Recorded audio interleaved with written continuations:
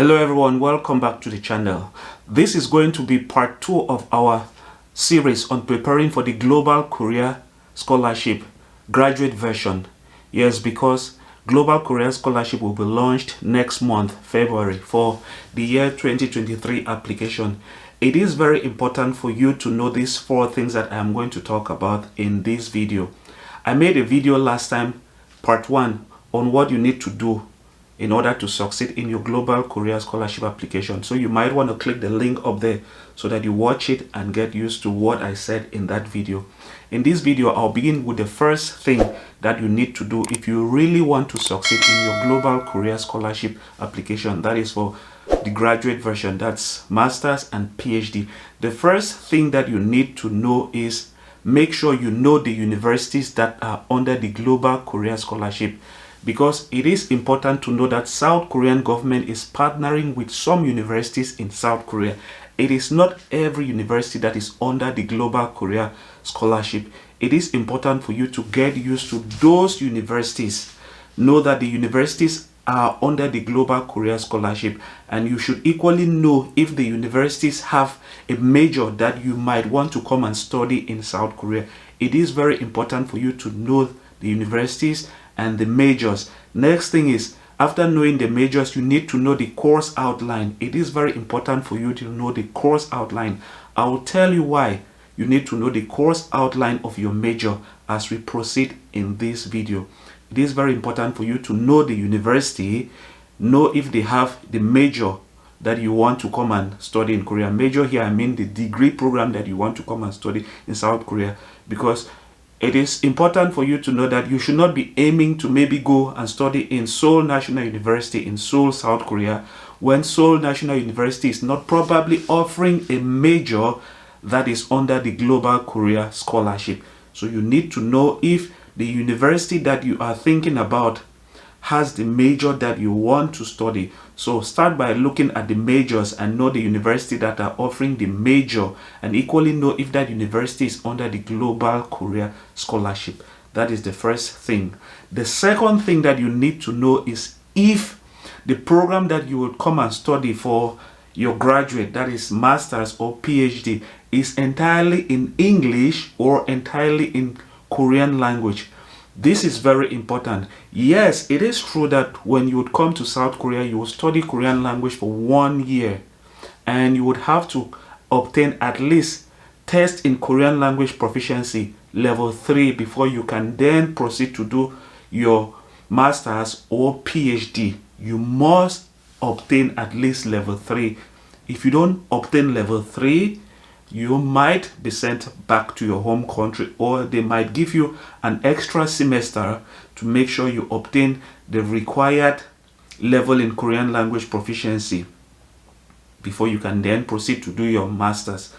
Why is it important for you to know the language?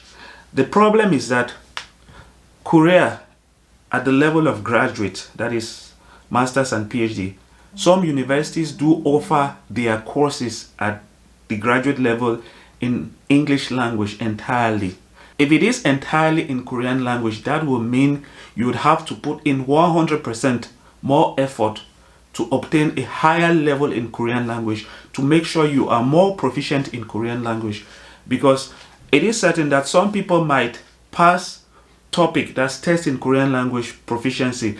They might have level 3, but they might still not be able to have real conversation with people in Korean language.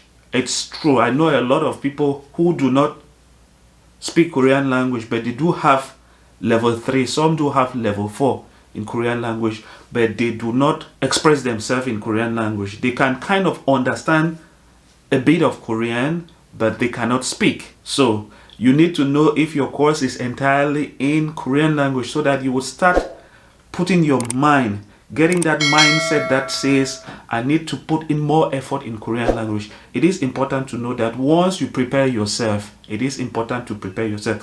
When you prepare yourself to face a challenge, you will be able to overcome that challenge. Once you've prepared your mind that, okay, I would have to study entirely in Korean language, you will do the necessary preparation to make sure that you will become very fluent in Korean language, and it is going to help you in your degree program. And equally know that if you really want a permanent resident, you might really need to make sure you have a good grasp of Korean language. The third thing that you need to do is, after finding out if the major that you want to apply to is in a particular university that you might like, the next thing is try to understand if it is under UIC or it is under the general form of application, because it is very important to know those things. For example, some people might be thinking that they want to go and study MBA, but maybe MBA is not offered by many universities in South Korea under GKS. I say so because a lot of graduate schools in South Korea do offer MBA, and what South Korean government has done is that they've not included MBA in the Global Korea Scholarship. Very few universities have MBA, and when very few universities have MBA, there's a probability that there will be a lot of competition. So you have to make sure you know the major, know if, for example, MBA is offered in the university that you are thinking of applying to, and then try to understand if that major is found in many other universities. If that major is not found in many other universities, that will mean the competition will be equally very high, because many people will apply for a program that very few universities are offering, and then that creates a lot of competition and it reduces your chances. But that does not mean you should sacrifice your career goals, like maybe you want to go and do maybe economics when your real goal was to go and study MBA. But it is very important for you to know those things. Know if the major is offered in many other universities, so that you would understand the level of competition. And also, it is important to equally know that UIC has a lot of STEM programs, and like computer engineering and those natural science programs as well. You have to know that UIC is like at the top level. That is why UIC was created. You have to equally know which programs are under UIC and which universities are under UIC. Number 4 and very important point is, after you must have known the courses that are offered under GKS, after you must have known the course outline, the next thing that you need to start doing is start thinking about writing your statement of purpose. The thing is that some people might think they have a lot of time, but they say luck meets preparation. Once you're well prepared and that luck comes, it will meet you when you're already prepared. But if luck comes and you're not prepared, you might lose your chance. Start drafting your statement of purpose. And this is very important, what I'm going to say here. When drafting your statement of purpose, I know we all know that we will be selecting 3 different majors that cut across 3 different universities. Decide on your first major and focus on writing your statement of purpose on just that one major. Statement of purpose is important, but it will not make sense if you decide to make your statement of purpose to cut across the 3 different majors. Focus on writing a good statement of purpose on your first choice. What they want to know in your statement of purpose is your level of ambitiousness, because if you are ambitious, it is very certain that you will come and take your studies to the logical end. You would come and make sure that you study hard and then graduate from your program. So your statement of purpose will kind of tell them your personality. Your statement of purpose is you telling them about you, because remember, they do not know you. Through your statement of purpose, they will be able to understand your level of reasoning. They'll be able to have some kind of a picture of who you are. Your statement of purpose will tell a lot about you. So do not minimize your statement of purpose. Do not take one day to write your statement of purpose. I've said this in other videos. I think I have one video that has a lot of views on the YouTube channel. You might want to go and watch that video. It says 9 reasons as to why people fail their Global Korea Scholarship. It is both for undergraduate and graduate students. So go and watch that video. I think you would receive a lot of information from that video. When writing your statement of purpose, focus on your first choice. Use at least a week or 2 to write your statement of purpose, and then look for a mentor. Let the mentor read your statement of purpose.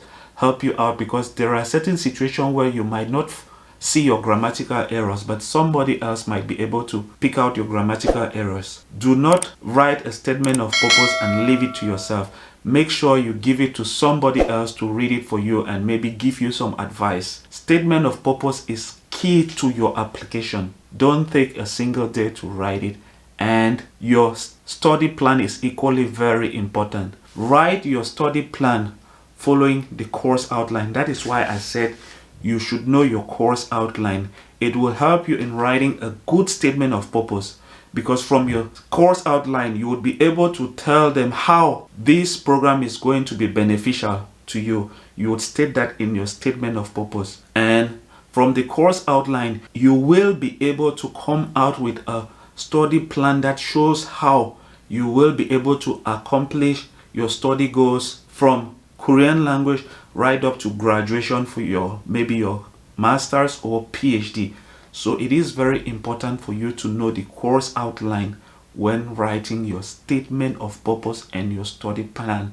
That being said, let's end the video here. Please, if you know you've not yet subscribed to the channel, make sure you do. Hit that subscribe button, turn on the notification bell so that you will not miss out in any future videos that will come up in the channel. That being said, I'll see you in part 3 in our series for the preparation of the Global Korea Scholarship Graduate Version 2023. Catch you in the next video. Ciao.